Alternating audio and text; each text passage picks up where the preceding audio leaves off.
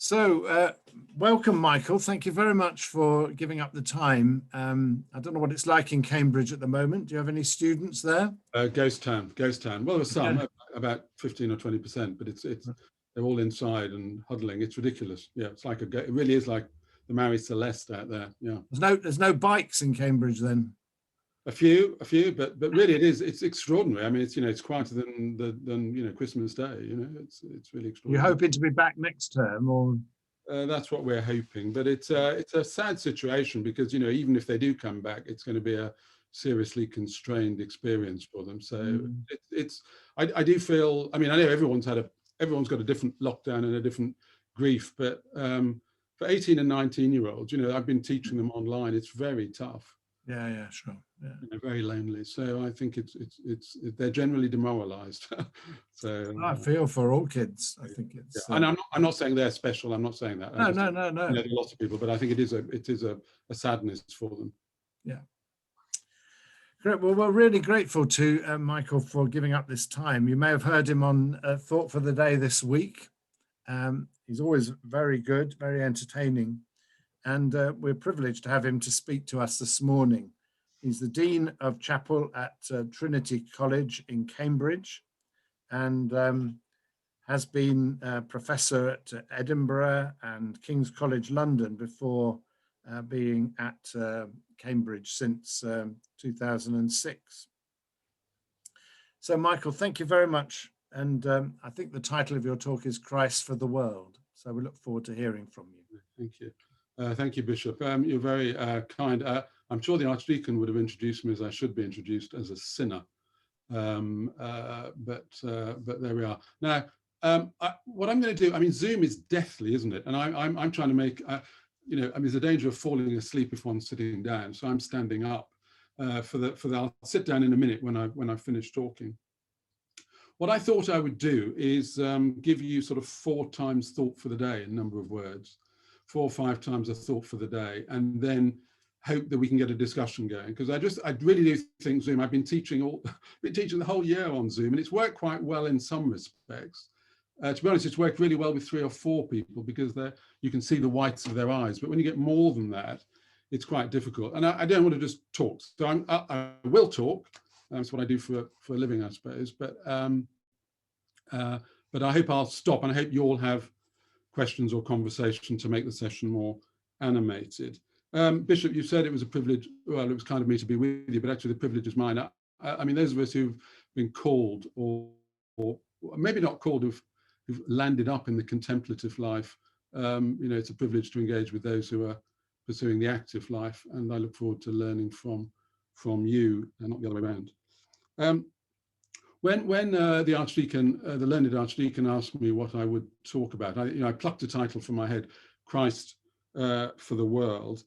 And I suppose what I was thinking, and you'll see as I talk, what I was thinking was, and forgive me for saying, one can often be critical of the church, and I'm going to spend the time being critical, and then I'm going to try and be very briefly constructive at the end, or make some proposals at the end. But I think you could be forgiven for looking at the life and speech and action of the church in history and not realizing that Christ came for the sake of the world.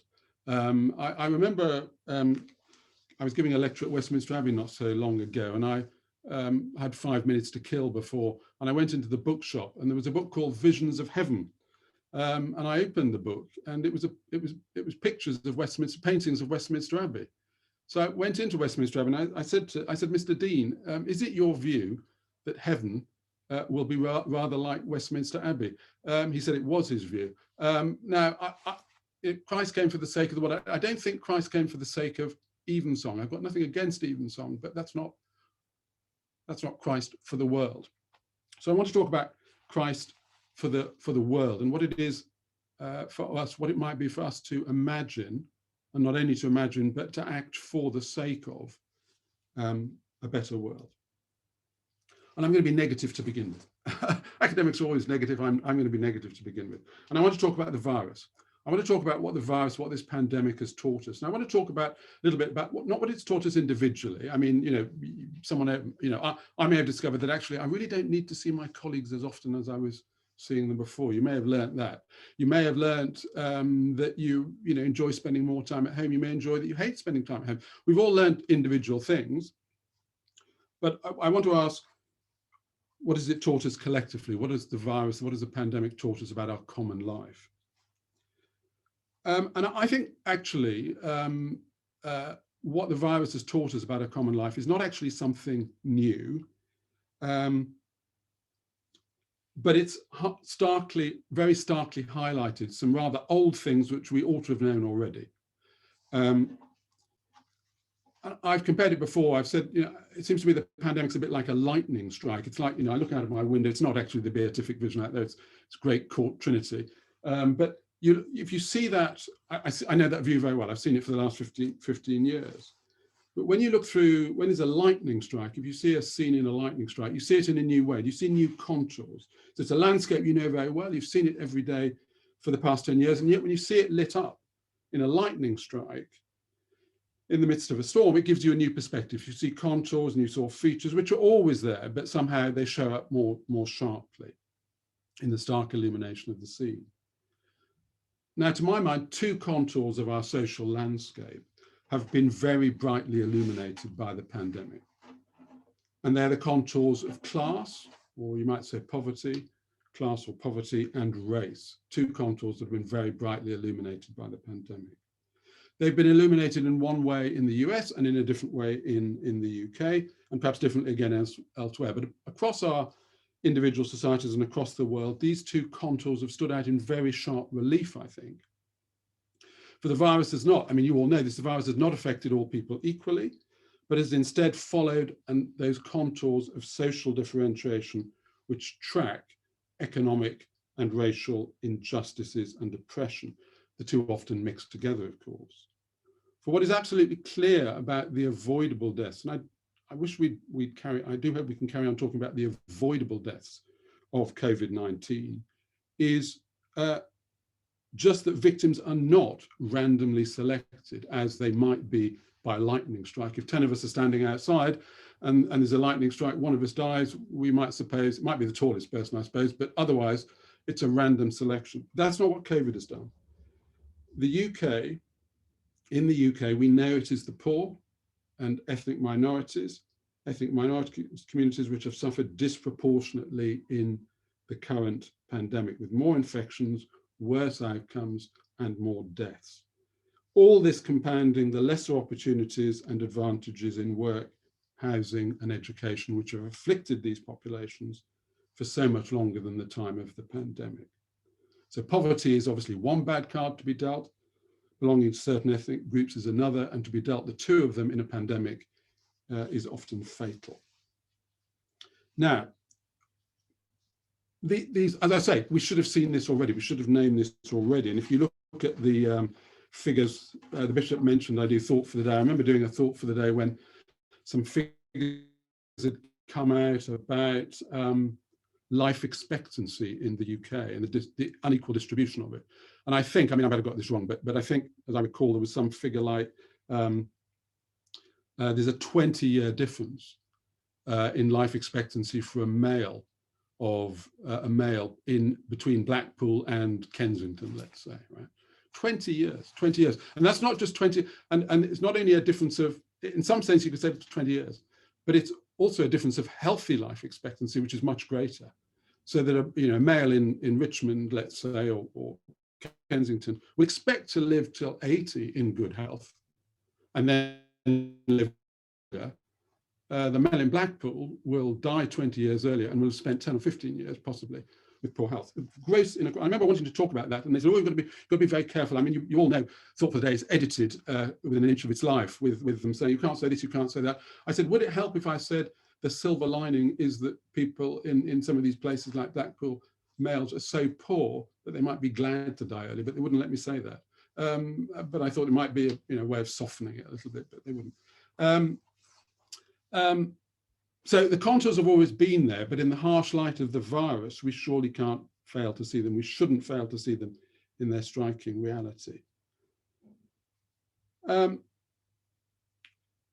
We ought to pay attention to them. Has the church paid attention to them? Has the church paid attention to these contours in the present, in the past? I'd have to say, I think not. Speaking in general, of course, there have always been St. Francis's. You know, there is St. Francis, and there have been St. Francis's before and since, but for the church in general, not. Now, I asked the Archdeacon to send round a little image, and I hope you receive this little image. It's a rather delightful object in its way, but I'm going to look at it briefly with you as iconic of the church's failure, even though it's a very beautiful thing. It's a painted wooden sculpture. It's in a museum in Barcelona. I'd encourage you to go to Barcelona, but going to Birmingham seems a little bit exotic and beyond my wildest dreams at the minute. But Barcelona, if you ever get there, it's in a beautiful museum in Barcelona. It's a little image, and it's known as, it belongs to a particular set of representations, a motif developed in the 13th, 14th century. This is a 16th century image. It became very popular in the 15th, known as Our Lady of Mercies. And it's an image, you see it in lots of different ways. Mary with her arms out, enfolding people in her cloak. Became popular, as I say, in the 13th, 14th century, and very, very popular in the 15th century, and especially in Catalonia, where this image was probably made in the early 16th century. And in this particular one, we see a benignly smiling, rosy-cheeked Virgin Mary stretching out her arms. She's supported by Peter and Paul, and she's embracing an assembly of people in this richly decorated mantle. The Virgin and her saintly assistants are many times larger than the people she's protecting, allowing her to protect a goodly number. She couldn't protect very many if they were all the same size as her. But her size also adds to the evocation of a sheltering presence. A very, very popular image, and we can see why. Mary is a tender-hearted, compassionate, and solicitous mother hen protecting her brood. Luther, bless him, as they said in America, bless his heart, mocked this image greatly. I mean, he was a great mocker, Luther. I mean, you know, Luther's a lot to be said for Luther, but I think he was, I can see why he mocked it a little bit, but of course it's the protective arms of the mother which make it such a powerful image. In some versions of the motif, Mary offers protection to a very particular group. So you'll find sometimes Mary is protecting a religious community. You probably know those images, or it might be a small family group. But here, she gathers something of a cross-section of society. And the variety of headgear, you'll see a massive variety of headgear on all the people around her, signals a variety of persons and ranks under her protection. There's a papal tiara, there's a cardinal's hat, there's a mitre, there's a crown, as well as fashionable turbans, caps and wimples for male and female laity. And then at the right-hand edge, I hope you've spotted this already, you probably have spotted it already, at the right-hand edge of the group, without a hat, but with an earring and a very finely worked golden robe, there is a male of African descent kneeling and looking upwards expectantly. Rather surprisingly, possibly. I don't know. I hope you all saw that. I don't know.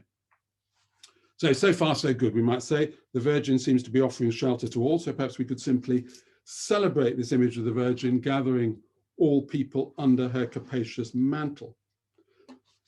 That would be the nice view of it, but I fear not so fast. If we take a closer look and reflect a little bit more, I think the image is less benign.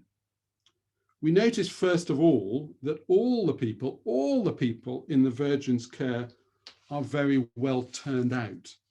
My mother used to say that about Nigel Farage. I mean, I can't think of anything else to say about him, but he's very nicely turned out. I would say, well, Mussolini used to have a very smart uniform, I believe. But anyway, but all the people under the Virgin's mantle are nicely turned out, as my mother would say. Every one of them is finely dressed. And they are certainly people of different degrees and ranks, but mostly of different higher degrees and ranks. They're a crowd, but it is a strictly affluent crowd. You could just about imagine them waiting for Wimbledon, but they're not queuing to get into the benefits office, right? What's happened to the poor? Now, the absence of the poor in this image makes only more striking, it seems to me, the presence of the African male. How come he makes the cut? How come he gets in? Now, we may be tempted to say that the appearance of this African is a reflection of social reality. This is a Spanish image. And although the first African slaves had only arrived in Europe in the 1440s, about 75 years before this image was fashioned, or maybe 80 years before this image was fashioned, Spain in particular had a very sizable black population by the early 16th century, estimated to be as much as 10% in major centers such as Seville. So we could just say, well, you know, it's a reflection of social reality, but that doesn't work for me, because if there were poor in Seville, they don't make the image. They're not under the Virgin's cape. So social reality isn't a sufficient explanation. Reflecting social reality is not a sufficient explanation for the African's presence. Now, if you want to look for the best in this image, you could stick with the thought. It's a nice thought. It's always nice to have nice thoughts. It's just unfortunate that nice thoughts are often wrong. And this, I'll give you the nice thought. I just think it's wrong. But I'll give you the nice thought, is that the African's presence under the unsegregated cloak of salvation signals the Gospels reaching to the very ends of the earth. Actually, it's not wrong. That's fine. But this man exists under the protection of the Virgin Mary, along with the kings, cardinals, and other gentle folk. The more jaundiced explanation is that the presence of the African adds to the variety and colour of the assembly and gives it a pleasing touch of exoticism. So he's wearing his earring.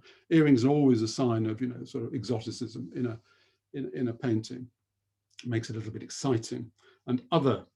But he also serves as a very pleasant reminder of the untold wealth which the exploitation of West Africa had brought to the Iberian Peninsula, particularly via the slave trade.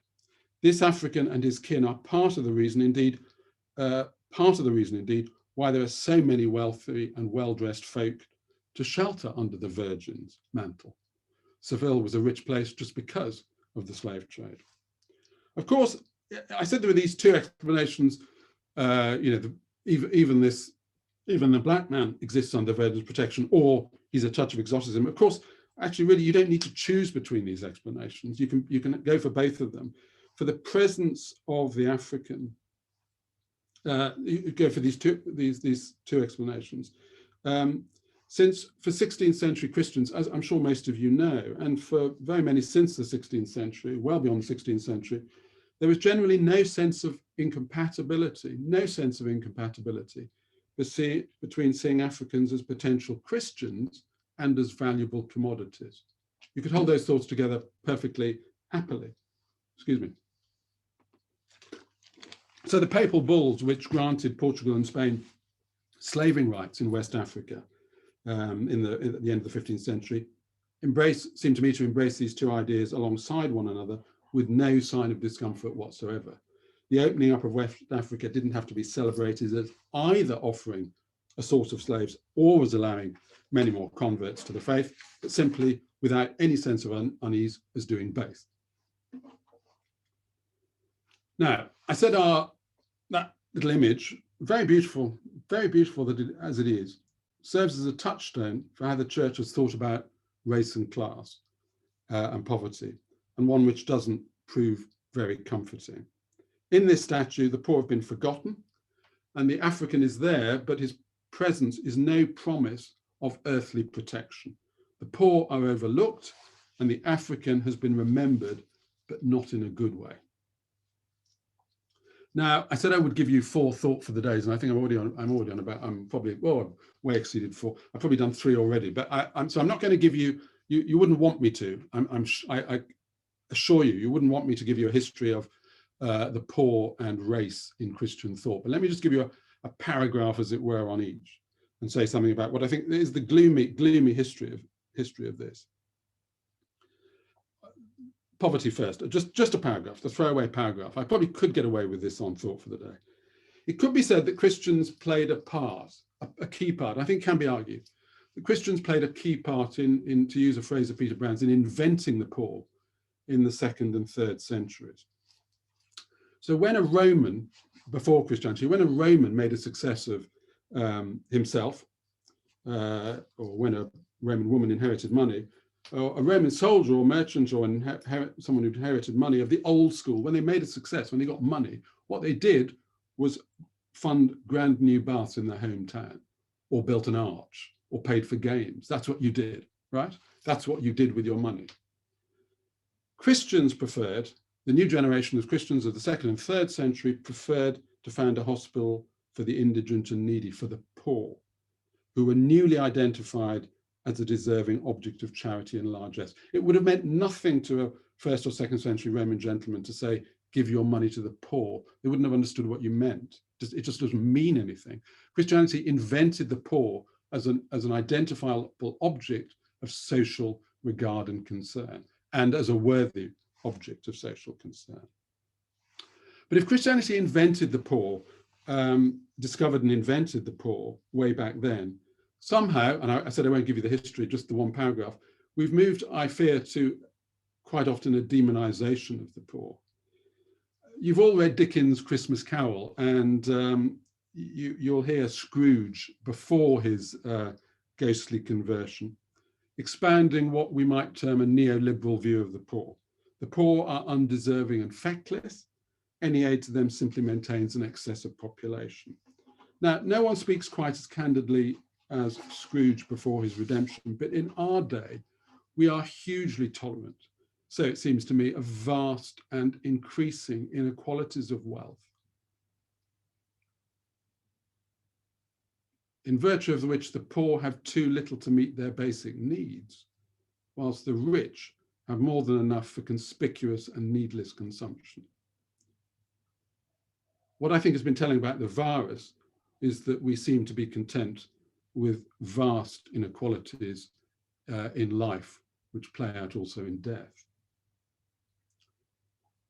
And that was my solemn paragraph on poverty. Now my solemn paragraph on race. The story of the history of other ethnicities by Europeans is not a happy picture. You know this. The ethnocentrism of early modern Europe, which tolerated the enslavement of those who were nonetheless welcomed as converts for the faith generally. The Roman Church in West Africa and in South America was eager for converts. So the enslavement of those who were nonetheless welcomed as converts eventually hardened into the speciously scientific racism of the 19th century, which would come to seem commonsensical to nearly everyone up to the beginning of the Second War. And here's a throwaway line that if you want to pick up, I like throwaway lines that give people a chance to scribble them down. So there's a question coming up. And I'm going to give you a throwaway line that you can scribble down. The bishops of the Lambeth Conference of 1930 were racists to a man, to the last man. Maybe there's one who wasn't, but we can talk about it. But every one of them, I mean, because people were in the 30s. Racism was what was commonsensical thought. So that even as the world turned its back on slavery, as it did from the 19th century onwards, we have found new ways of oppressing the children of slaves in subsequent generations. As for the church's record in these matters, it will have to suffice to say that 50 years ago, Martin Luther King described 11 a.m. on a Sunday morning as the most segregated hour in American life.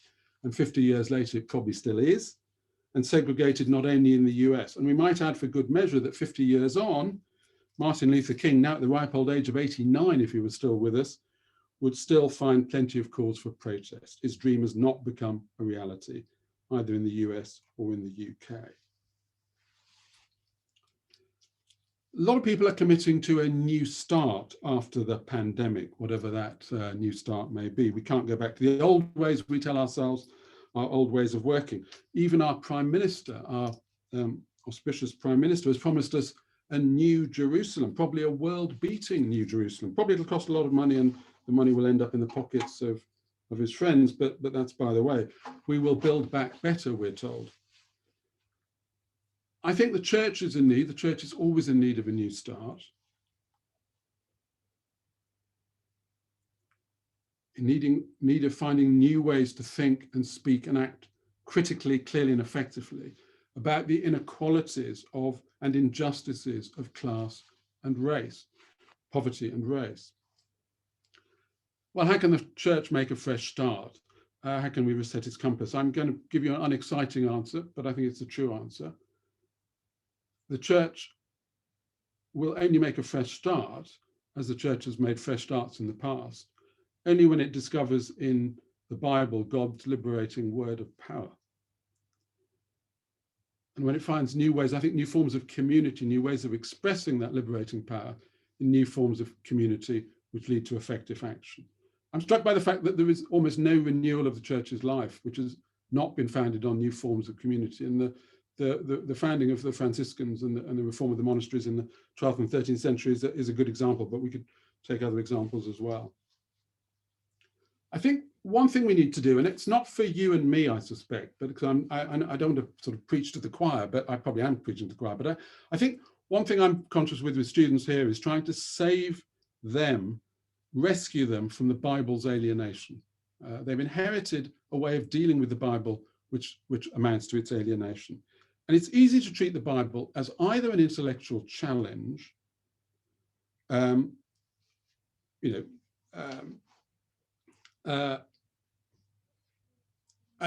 we treat it as an intellectual challenge, we can either be quite respectful towards it, we can treat it as needing sifting and sorting, whereby we endeavour to fashion from its diverse elements some sort of systematic philosophy or history. And that's what typical of liberal historical criticism and liberal religion of the last 200 years. So we treat it quite respectfully as a way of thinking. Alternatively, and not respectfully, we can dismiss it as a ragbag of superstition, fable, and error, and that has its own popularity. And I think students are often tempted by those two alternatives. On the one side, we discover in it bits of edifying wisdom. On the other side, we can ignore it altogether. But in both cases, I would want to say we've not discovered the Bible, for we'll only do that when we have realized, when we've heard and felt that rather than being a text that invites our questions, the Bible is a text that puts us in question. We need to learn, and we need to teach those who we have a calling to teach. We need to teach them to allow the Bible to wash over themselves. We need to inhabit the biblical world for a while and discover that when we stop asking questions of it, it will start asking questions of us.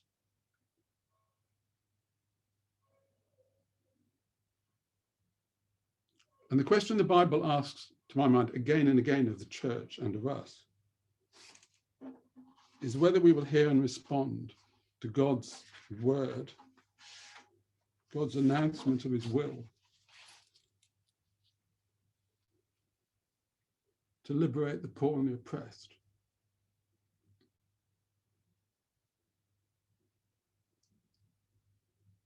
We hear the announcement in Exodus, when God tells Moses, saying to the children of Israel, I am the Lord,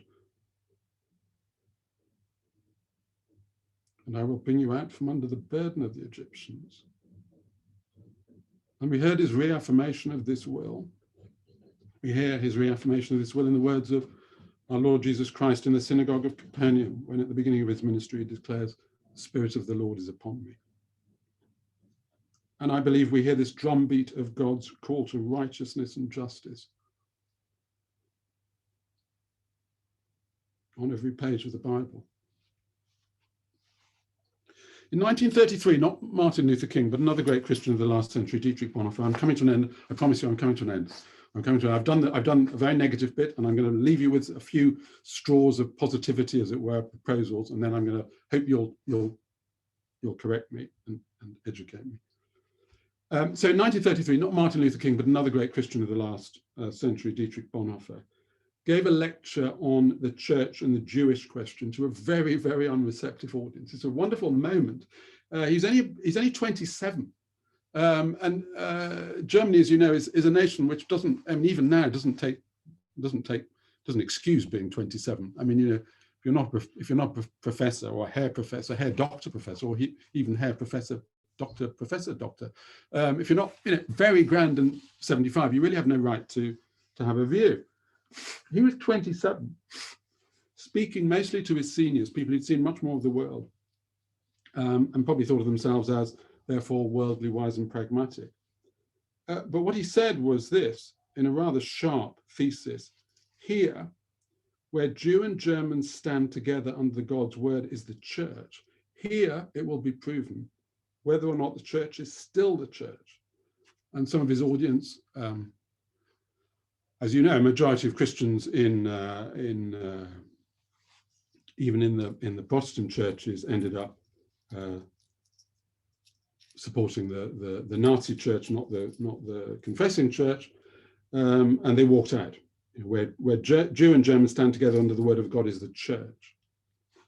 So it's a particular message to a particular audience in the face of the beginning of the persecution of the Jews in Nazi Germany. But we can surely, I think, paraphrase his words and make them into a timeless, not a particular truth, and say just as sharply in the light of the virus, here, where rich and poor, and where people of all ethnicities stand together under God's word is the church.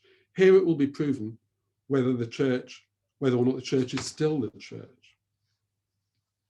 Now, okay, that's my negative bit. It's easy to be negative. Let me throw out my 3 proposals. I've been saying this to people quite recently. I've been teaching a course, and here I've been teaching about.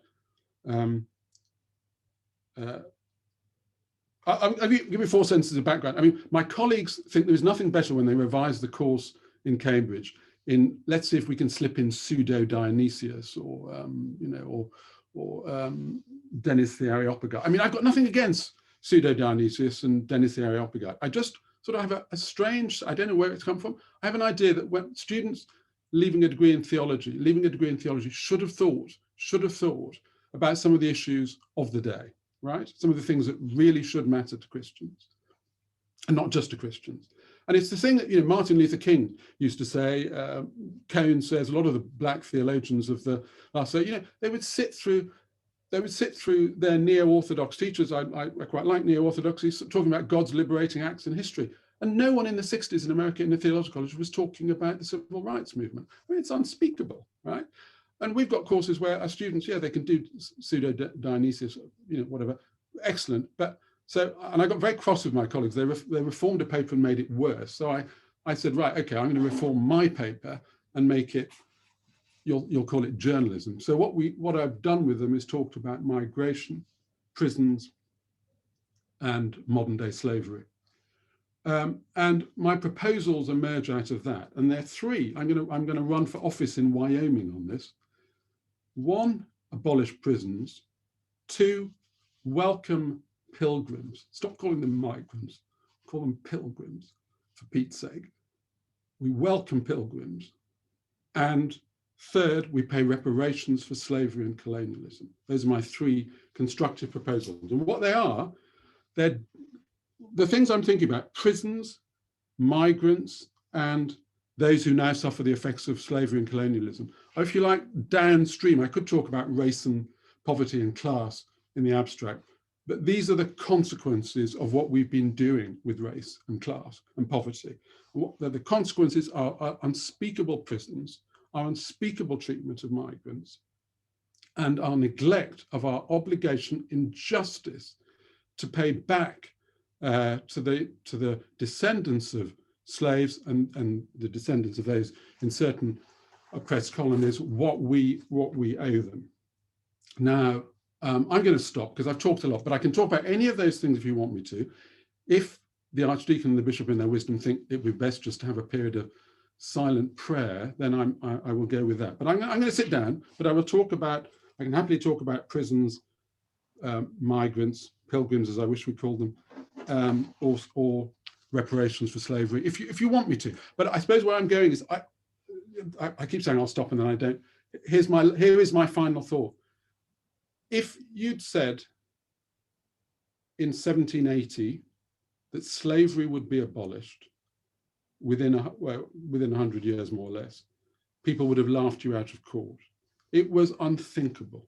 Adam Smith, no fool, Adam Smith writing shortly before 1780, no friend of slavery particularly, but he says, slavery exists, it's going to always exist. It's unimaginable it will go away. No fool, Adam Smith, he was wrong.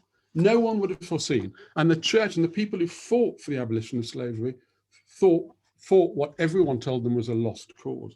I want to give you 3 lost causes for which the church should be fighting: the abolition of prisons, the welcoming of migrants, and the paying of reparations. And if we can grasp a vision, and if we can grasp that vision and act for the sake of it in our lives and in our communities, then I believe the word of the church will be a powerful, liberating word as God would wish it to be.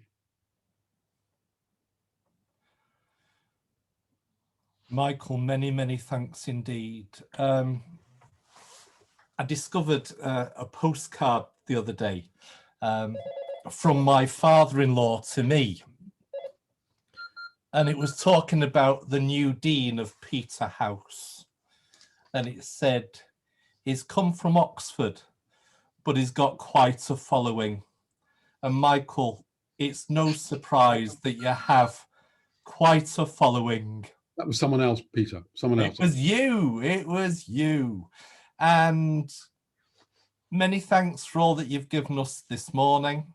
Thank you for all that you give to so many people in so many ways, and all the different ways in which you help us to think and to focus on the things that we need to be focusing on. Now, who wants to start the batting? Who wants to throw something into the pond?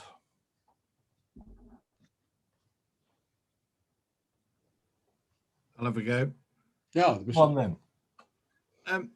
I've been ordained nearly 40 years, and the way in which the church and the bishops and others who speak out has been received has changed beyond our imagining, in the sense of David Jenkins was on the front page of Holy Week for several years because of what he said, and there'd been Faith in the City, which was a tremendous sort of piece of work from the church at that time. I'm not sure that, I don't think the government is particularly listening to the church today, and I don't think the media is particularly interested in what the church has to say. Do you agree, Michael, it's more difficult for us to get heard? I mean, I know you're saying things in Thought for the Day, but Oh, you know what I mean, and other people, you know what I mean? But they're not always reported in the way that they have been in the past, I think. no, I mean, I'm sure that's right, Bishop. And my colleagues, my very, very elderly colleagues say to me, oh, back in 1950, whatever, there were 700 people in chapel when so and so. There's no one who, I mean, Mother Teresa possibly, but she's dead, isn't she? But there's no one who gets 700. I mean, so it is different. I suppose, Bishop, what I'm only thinking this through now, it does seem to me that one of the striking things, I've only been thinking a little bit about this recently, but one of the striking things about the anti-slavery campaign was that it wasn't top down, it was bottom up. I mean, so we've all heard of Wilberforce, let's say, but actually those are the sort of icons of leadership. But the battle in the UK, just stick with that for a minute, the battle for the abolition of slavery wasn't won from the top down. It wasn't that, I'm not saying there was no leadership, but it wasn't that, 5 prominent bishops and 2 members of the House of Lords spoke and it all followed. It was actually the other way around. It was a grassroots movement, which depended on people going door to door, signing petitions, people boycotting sugar. It was one of the first vast movements. Now, my view is that, I mean, I can say anything on Thought for the Day, no one cares. I don't think they should. I'm not saying they should. Why should they care what I say?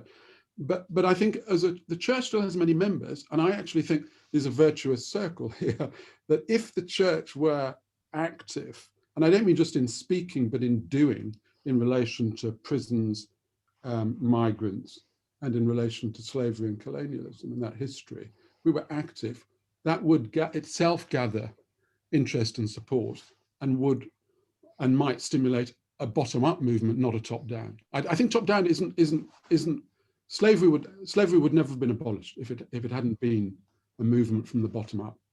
Sure. Yeah. I think. Can I ask a question? Where are we? Could I ask a question? You may, but who is it? Alan. I'm sorry, I can't see. There we are. Ask your patron a question. Thank you, Michael. Nice The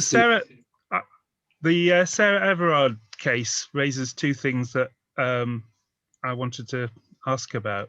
The first was, you haven't mentioned the sort of male-female fault line, along with your other, which has raised its head again with lots of women feeling unsafe. But also, the family will be crying out for justice. So whereas I agree that prisons are not very good at rehabilitation, where would you see justice if we went for abolishing prisons? So let me pick up the last thing first. Abolish prisons is a nice simple headline for people to grasp. I think what I mean is what I want to get at is abolish prisons. As you know, prisons are a very recent invention, essentially invention of the 19th century. And again, they're things we treat as if, you know, prisons are there, they will always be there. They were invented in the 19th century. They didn't exist before the 19th century, really. And what I want is the abolition of the 19th century prison. Now, you're absolutely right that there are some people who, because of the things they do, will need for the foreseeable future to be contained. And that's right. What I think is that prisons are a downstream solution to an upstream problem. The upstream problem is essentially tied up with poverty and social neglect. So I could give you figures. I mean, off the top of my head, I'll get them slightly wrong, but I mean, take my word for it. These are what they are. Something like 84% of, no, sorry, 15 times a child in care is 15 times more likely to go through the criminal justice system than a child not in care. Okay, we just take that. Add on one other fact. Something like 85% of children who are taken into care, and you all know this. I mean, I'm the man who's living the contemplative, sheltered life. You are active in the world for the sake of the gospel. 85% of those who are taken into care have been taken into care because of family dysfunction. Often, family dysfunction meaning serious abuse. So just let me give those figures again. Child in care is 15 times more likely to commit a crime than one of their peers. And of those children in care, 85% of them have come from families which have often been abusive. Now, Alan, I want to take seriously absolutely what you say. I mean, of course, we've got to do something about the downstream, but we need to move upstream. We need to say, why are we giving children in this country criminal destinies? Why are we giving them criminal destinies? So that, you know, of course not, you can't pick out the 17-year-old, but you know that a child who's been taken into care because of dysfunction, and then it's got 15 times that chance. So we're giving people criminal destinies, and we're meeting it at the end of pipe with this bitter, punitive, harsh, punishing regime. And prisons in this country are unspeakably poor and bad in so many respects. So, Alan, I agree with you. We have to do something about murderers on the street, and the Broadmoor population will always be the Broadmoor population. But I do not believe that we should tolerate or think that a prison population at the level it is inevitable. And it's certainly not inevitable if upstream we were doing something about the bitterness of life experiences which are afflicting many young people. You're absolutely right on another thing to pick up the, I mean, I could have talked about the male-female fault line. I have a book on my shelves, as undergraduates. I've put it prominently so they can see it. If I could reach it, I'd pick it up. It's called The History of Virility. I mean, there are different ways of being male and female. And I think Christianity is one of the things I haven't written about very much, but I mean, one day if I'm spared, I might write about. I think we need to learn different ways of being male and female, and Christianity, I think, has got something very important to contribute to that. The figures in the gospel are in all sorts of ways very unmasculine in the terms of their culture, and we need to model different masculinities, if you like. So I agree with you, Alan. I don't think we're, but sorry, I've talked. Can I just say that in what you've just said there, surely the focus should be on the reform of the care system rather than the prison system. I think there are two. I mean, I think the reform of I think reforming prisons is an end. I mean, think of it like pollution. You know, the river keeps getting polluted, and what do? You keep trying to filter the stuff. You need to stop the stuff going into the system. So absolutely, we need to think about We need to think about poverty in this country. We need to think about lack of opportunities. I live in a very privileged place, but I know, talking to, it might be Alan telling me about, or other people telling me about life in their young people in their parishes, where their biggest ambition in reality is that they might get a job driving a van, right? And that's just wrong. That's wrong. So we've got to address the life chances of people across this country in such a way that people have hope and expectations of decent lives with decent educational and other opportunities. And the money we spend on prisons is vast. If we could redirect, if we could go earlier, intervene earlier and provide a proper care system, then prisons would wither on the vine, in my view. I think you can take it back even further. Just under 50 years ago, when I had a little more hair and could run a little faster than I can now, I was beginning my training as a special constable. And we were absolutely shocked by a policeman of over 40 years service, who was one of the trainers, who said, always remember, every time you make an arrest, you have failed in your duty. And we all looked at him. He said, your first duty in the police is to keep the peace. And every time you make an arrest, you have failed. To put that, to pick up that from a criminological perspective, we know there were two, those who write papers on crime, so there were two key factors in rates of offending, and one is opportunity, and the other is a host of other factors. But one of the things that we don't address and haven't addressed very satisfactorily is the increasing opportunities for crime, which even the fact that we all carry mobile phones, for example, permits. So reducing the opportunity for crime is an important thing. I think I'm probably the only archdeacon in the Church of England who is also an ex-Borstal boy, because when I was at Ridley, we used to have a young offenders course, and part of the course was to spend a fortnight in Hollesley Bay, Borstal in Suffolk, living as one of the boys. And it was Christmas 1979, and it had just been announced that Robert Runcie was going to be the next Archbishop of Canterbury. And the television cameras came to Ridley to film our college and speak to some of the students. And I can remember asking some of the prison officers if I could watch this television programme with some of the Borstal boys. And so we're allowed to go into one of the rooms and turn the television on and watch this programme about Ridley. And it began with the choir of St. Bride's, Fleet Street, singing In the Bleak Midwinter. And I remember there was one particular black lad, very big man, Daniel.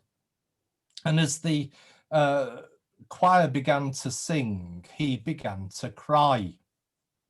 And we sat down and we were watching this programme. And then halfway through the programme, one of the prison officers shouted to us over the tannoy, or really shouted to me, "Why are you wasting your time with these bastards?"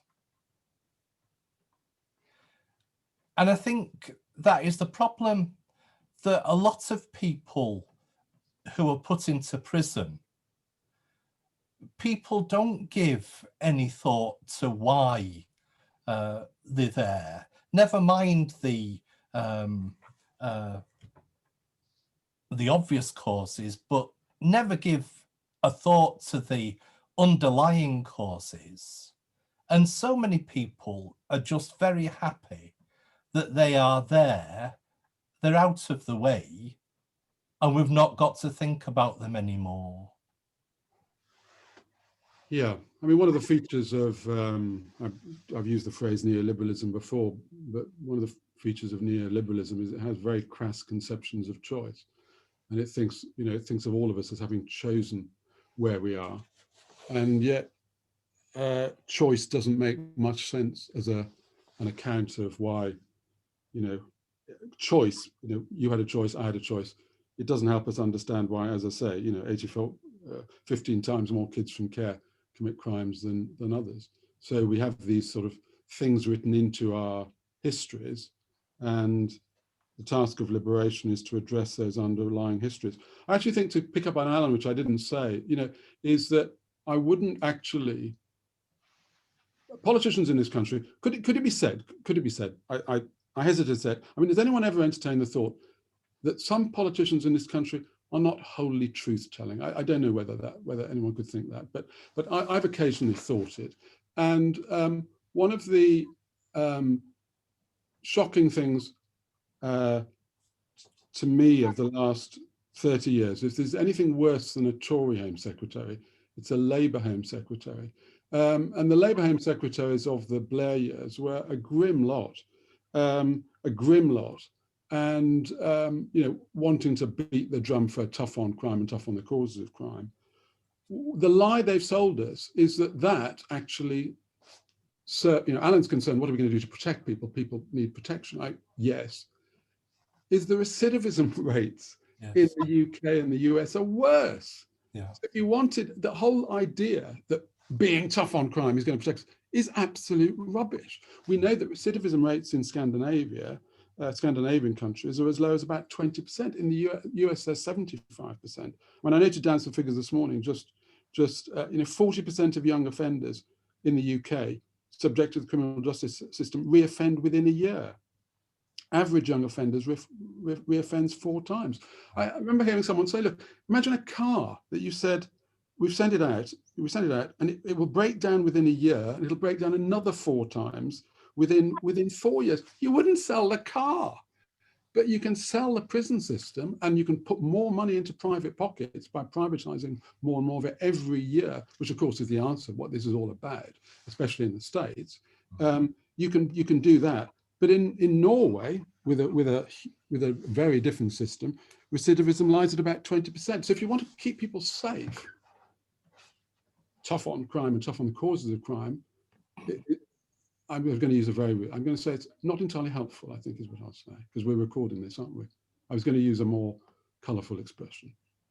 But it's dishonest. It's wholly dishonest. It's politics for the sake of politics, but it's a lie. There was a wonderful, I treasure, because you were all, there was a wonderful moment, there was an interview in The Guardian I read it's a while ago, and there's a British criminologist is interviewing a Norwegian prison governor. And he says to the prison governor, do you think people in Norway would be as surprised as people in Britain will be to discover that your prisoners, if that's the right word in Norway, that your prisoners each have a flat screen colour TV in their rooms? And the prison governor says, but you can only buy flat screen TVs these days. You know, which is actually a wonderful comment on the million-mile distance between. I mean, he thought it was about why flat screen? Didn't you buy them ordinary? I mean, he didn't get that the point was they've got TVs in their room. What's that about? I mean, we've created a vastly inhumane, ineffective, expensive prison system, which is brutalizing for those in it and brutalizing for those who are responsible for managing it and running it. So Nick, Michael, can I move you on to the second one you mentioned about migrants? Because yes, I was instrumental a few years ago in setting up City of Sanctuary movement. And here in Wakefield, we've got one of the most proactive groups in the country. Well, partly because we've got a Northern Dispersal Centre here in Wakefield. And City of Sanctuary are about to move their clothing store, their food bank and their resource centre into one of our churches, which is struggling, in the hope that we can turn it into a welcome centre for those migrants. What else do you think we could do This is Well, all first of all, Bishop, how beautiful are the feet of them that preach the gospel. Mm. I'd say first. I mean, I think the record on this is woeful. It's abysmal. It's a shame on Christian Europe that the most dangerous border in the world is the Mediterranean. And as you all know, is it 2015, 2014? I can't remember what year. I'm getting into an age when I can't remember when things happened. But there was a shift in the European policy. The policy had been to rescue migrants at sea, take them to safe havens and process them as refugees or migrants. I think the distinction is wrong. I would call them all pilgrims. And they should be welcomed as pilgrims. But anyway, the policy shifted from bringing them to safe havens to a policy of deterrence, of deterring them through in effect, making the border more dangerous. And we've had more deaths as a result. And it's a great crime against humanity, of which Christian Europe should be ashamed. And the Holy Father has spoken out, and has spoken out clearly and powerfully. And I weep for this, but I weep also for what you've mentioned, Bishop, that the gospel is being preached. What more can we do? I think we need to speak powerfully we need to speak effectively in our churches about, when the texts allow us, then the texts do allow us. The texts allow us to speak of the story of, Exodus and in Deuteronomy. I was a wandering Aramaean. We should speak about the exile and the welcome. We should speak about out of Egypt have I called my son. We should speak about these texts at every opportunity. We should speak about the fact that our Lord was a migrant and was called back out of Egypt to suffer for us. We should speak about these things, but we should find a way in our communities, I think, of actively, and you've mentioned the sanctuary movement and other things in the US, we should find ways of, and which we've tried to do it in Cambridge, of practical help migrants. Yep. It could be teaching, it could be in terms of support, it could be in terms of welcome, it could be in terms of cultural events. I think the church could do, I'm glad it's doing what it's doing. What you're doing sounds to me as though it needs to be across the whole country, and the church needs to be a beacon of those attacking the crass racism, which typically underlies the repudiation of migrants. The sense that they are, free riders who we need to turn back at our borders. The Roman Catholic Church's teaching on this has been very clear and very powerful for really quite a long time, and it's very balanced and nuanced. I'm not saying I'd embrace it fully, but it's typically said, as you know, Bishop, that people have there are borders. Borders exist for contingent reasons, but they're not absolutes. There's no absolute. Borders have no absolute significance, and that people have a right, under certain circumstances, have a right to seek their share in the common good, if they can't find that decent life in their own countries, and that is what we should address. You mentioned the second thing. My third thing is paying reparations for slavery and colonialism. If we actually started addressing that, many of the reasons for migration would disappear. Theresa May of blessed memory, referred to people from Eritrea, I think it was, as economic migrants. The facts at the time were that 14 and 15-year-olds were being recruited were being forced to serve in a militia army, which was involved in a fairly brutal repression of other ethnic groups in the country. People fled that. It involved, first of all, a walk across the Sahara, which is even more dangerous than the Mediterranean, then the journey across the Mediterranean and into Europe. She referred to them as economic migrants. I mean, it's preposterous. It's preposterous. People are fleeing violence, oppression, abuse, rape. They're not economic migrants. I'm an economic migrant if I apply for a job in Oxford. I'm an economic migrant. You're not an economic migrant if you've trekked across the Sahara, or you put your kids in a dinghy risking their lives. So we should do more, but we should speak. I mean, Bishop, we started with you saying, well, people don't listen to us, and I think you're right. I mean, we don't get the coverage. But if we just challenge the way people are speaking about these things and speak more clearly. I loathe the phrase migrants. I use it myself. It makes me think of David Attenborough and reindeer. This is not, reindeer move from here to there every year. This is not a natural phenomenon. It is natural with a small n in the sense that, people will seek to, the well-being of their children and families and seek to do their best for them. That's natural. But people drowning in the Mediterranean is not a natural phenomenon. Thank you. Tony? The movement of people will increase with the degradation of the environment, won't it? What would the I'm being addressed by a heavenly voice, but I can't see which heavenly voice. It's me, Fred. It's Fred. Fred. It's saying the movement of people, yeah, indeed, is going to increase with the degradation of the environment, global environment. So we can draw, again, I wouldn't want to bore you with all the facts and figures, but I mean, we can, the term refugee, people, internally displaced people, there are different categories and distinctions, but a very good percentage of those people have been displaced by environmental catastrophes of one kind, which we know climate change makes more likely. They've often been displaced by internal conflict. And we also know that the environmental degradation, which leads to shortages of water, let's say, and the loss of land, are themselves a contributing cause to conflict. So there are lots of things, I mean, these things are joined up, and an effective address to the problems of the environment and to continuing indebtedness of many of these nations would go a long way. I mean, one way of putting what I've been saying is we've been humanitarian for too long, and humanitarianism is great. I've got a lot to be said for it. So we've been and comforted people in prisons. We've sent money to people starving in Africa. We've welcomed ex-slaves into church and all that.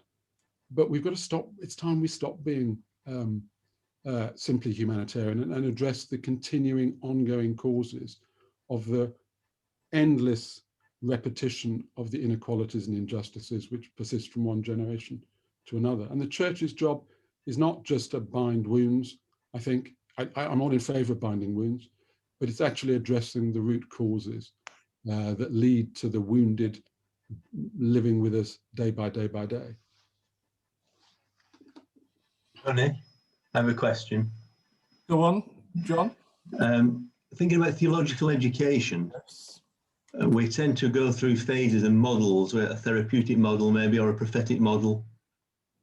Michael, have you got anything to say about what we might model next, or whether that's a totally disastrous way of approaching this issue? I mean, that's above my pay grade, John. I mean, I'm not sure I know about the niceties of theological education.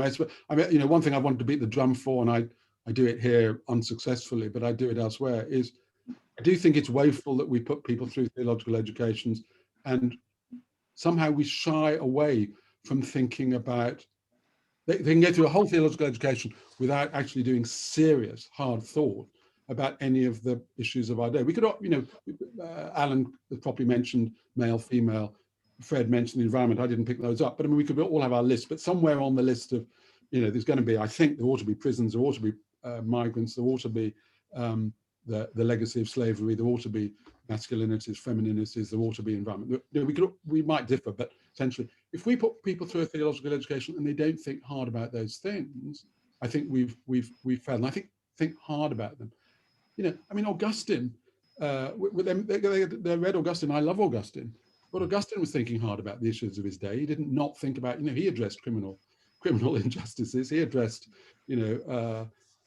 issues of inequality in the church. They wrote about wealth and poverty. So I don't know what the model is, but I think the content, we need to send people to Borstal with Peter. Yeah. They let him out, of course.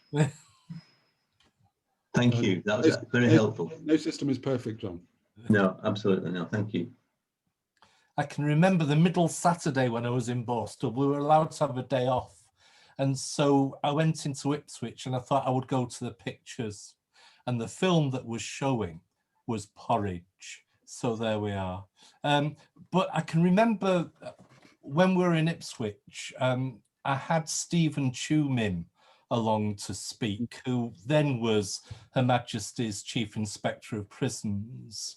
And very much his drumbeat was education, education, education.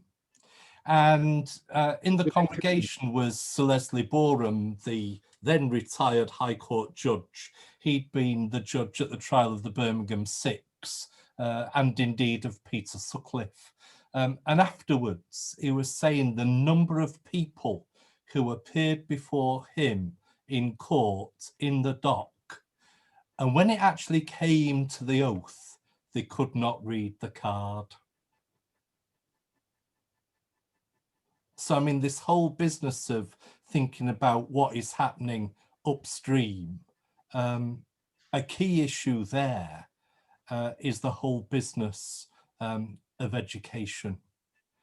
I think we've got time for one more question. Does anybody want to throw anything else in?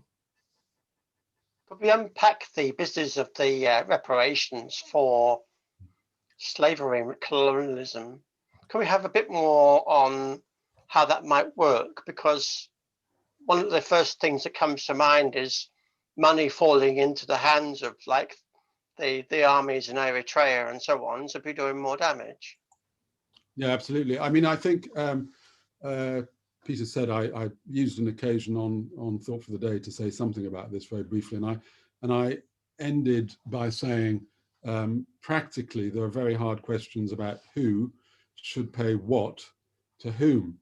And I think if one thinks of reparations as simply handing over money, large chunks of money, it could be quite problematic. And we need to look at each case on its merits. But the fact is that I mean, let me just stick with one example. Just take one example. I'm happy to talk about anything else. But the fact is that the wealth of the UK from the 19th century onward, the middle of the 19th century onwards, and still through to our day, was founded on, and still into the end of the 19th century, was founded on the riches of cotton, tobacco and sugar. That was the foundation of 18th century wealth, the continuation of that wealth into the 19th century. It was the money that paid for the industrial, put in the infrastructure of the Industrial Revolution. It's what created the wealth of the early 20th century. It was the slave trade which produced the opportunities for colonialism in Africa, and so on and so on. It's a deeply rooted story which goes through to our day. And I mean, I'm sitting at Trinity. We've got we're actually on our last shilling. If anyone wants to send us a pound, please do. But our wealth has come from, our wealth is like every bit of inherited wealth in this, every bit of wealth that's come down has come from this. So if we take one example, the West Indies, and we'd look at individual countries, but Britain kept the West Indies as colonies very late. When we left, I mean, other people here will know better than I do, but when we left, whatever year it was, we left, and this touches on Peter's point, the levels of functional illiteracy in some of those islands beggared belief. We'd left very little in the way of infrastructure. We'd taken the West Indies were the most profitable colonies in the world. We'd taken vast amounts out, we'd put very little back. The case for reparations, I think, is open and shut. How we do it, what we do it, whether we set up a trust fund. I mean, there's talk of, I think there's an overwhelmingly strong case for paying reparations to the descendants of slaves in America. One way of doing it would be trust funds. A trust fund, you could use it for certain purposes. It seems slightly patronizing, but you don't want people to spend 50,000 on a new car. But if they want to spend 50,000 on getting educated or opening a new business or whatever. So I think there are creative and imaginative ways of doing it, and we need to be creative and imaginative. I think what I find when I have this conversation with people is that what I get is a series of rather weak debating points, which really just betray we don't want to do it. And I don't know if you saw that Conservative MP who's a direct descendant and owns a property in, I think it's Barbados, which come from his great-great-great-great-grandfather. And his comment was, I don't see this, slavery was regrettable, but I don't see a case for visiting the sins of the great-great-grandfathers on the sons. And of course, it's nothing to do with visiting the sins. It's saying, you know, it's as if Peter gave, you know, Peter's Rembrandt was stolen by Alan, who gave it to Kathy, who gave it to Fred, who gave it to Tom, who gave it to Frida, who gave it to Canon John Lawrence. And then when Peter catches up and sees it on the wall of John, wants it back, John says, I don't want to, you can't visit the sons, well, the sins of the fellow clergy on this clergy down the line. So, and all it is not a horizontal line, it's a vertical line that's gone down in time. We are the direct, and this Conservative MP is the direct descendant of someone who's owned a slave. He should do the decent thing and hand it back. He should just hand it back. If he got a shred of human decency, he would hand it back. And we need to do the same. We need to think what it would be to make right. And if you want a text to preach on Zechariah, this woefully neglected text, historically and otherwise. Half of what I have, I give to the poor. And if I've defrauded anyone, I give it back 4 times over. Salvation has come to this house. If salvation is to come to this house, we need to do that. Forgive me, Bishop. Michael, thank you very much indeed. Thank you for this morning, very much indeed. I think you've really inspired us. You've made us think. You've stimulated us. Very, very grateful. Tony, back to you. Thank you so very much indeed, Michael. Now, Michael, thank you. We are indebted to you for inspiring us and challenging us in our thinking. And I think we will try to do our bit here in Wakefield, particularly with the migrants. But we also got high security prison here as well. We try to do our bit there. So thank you very much indeed. And it's difficult when everyone's muting, but can we say a big thank you to you for giving up your time this morning and for sharing your thoughts with us. Thank you. Bishop, I'm conscious of being in a false position, and even in speaking to you in a way. I mean, you know, what you and your fellow clergy do is beautiful for the gospel, and I get excited because I have to be excited with students, but I'm conscious that I'm a disciple sitting at your feet, not the other way around. Well, thank you. Our next session is next Friday, but it's at 2 o'clock next Friday. When Lord Paul Boateng will be our speaker. So Bishop, can you ask him how dreadful those Labour Home Secretaries were? Jack Straw, yeah, please do. Jack Straw. Him. Okay, so thank you all very much indeed. God bless all. Thank you. Thank you, Michael. Thanks, everybody.